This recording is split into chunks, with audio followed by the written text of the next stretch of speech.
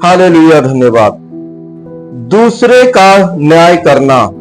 परमेश्वर के प्रिय लोगों, दूसरों का न्याय करना। आज बहुत सारे परमेश्वर के भाई और बहन हैं जो दूसरों का न्याय बहुत जल्दी कर देते हैं। न्याय कैसे करना है, पहले हमें अपने आप को सोचना है। कहने का मतलब है, हमारे आंख में लट्ठा पड़ा है लेकिन हम दूसरे के तिनके को निकालने जाते हैं।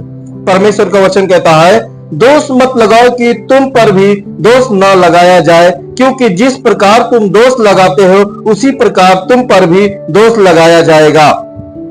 परमेश्वर के प्रिय लोगों, हमें किसी को, किसी दास को या किसी परमेश्वर के भाई जन को या बहन जन को दोष नहीं लगाना है। वो क्या कर रहे हैं और कैसे कर रहे हैं वो जाने।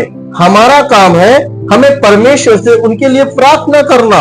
हमें उनके जीवन को नहीं देखना, उनकी प्रभु यीशु के स्वभाव को देखकर चलना है। और जिस नाप से तुम नापते हो उसी से तुम्हारे लिए भी नापा जाएगा। परमेश्वर के प्रिय लोगों, हम दूसरे की तुलना पहले कर देते हैं। भाई तुम गलत बोल रहे हो, हम न्याय करना चालू कर देते हैं। हमारे आंख में स्वयं ही लट्ठा घुसा हुआ है, हम दूसरे की आंख की तिनका को निकालना चालू कर देते हैं।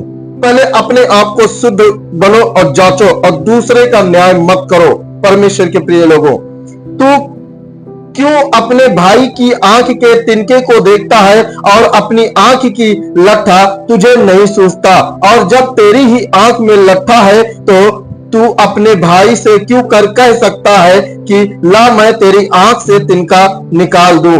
परमेश्वर के प्रिय लोगों, हमारे आंख में लट्ठा खुद घुसा हुआ है लेकिन हम दूसरे भाई और बहनों को उनके तिनके को देखते हैं। ये भाई ऐसा है, ये भाई गलत करता है, ये भाई क्या करता है। हो सकता है वो गलत करता हो, तुम उसका न्याय कर रहे हो, भाई तुम गलत कर रहे हो, उसके विरुद्ध में लोगों से प्रचार कर रहे हो, उसको गलत बोल रहे हो सकता है उसी समय वो गलती किया हो और घुटने टेक के परमेश्वर से क्षमा मांग लिया हो और तुम उसके बारे में कुड़कुड़ा रहे हो, उसको गलत कह रहे हो, तो तुम पापी ठहर जाओगे।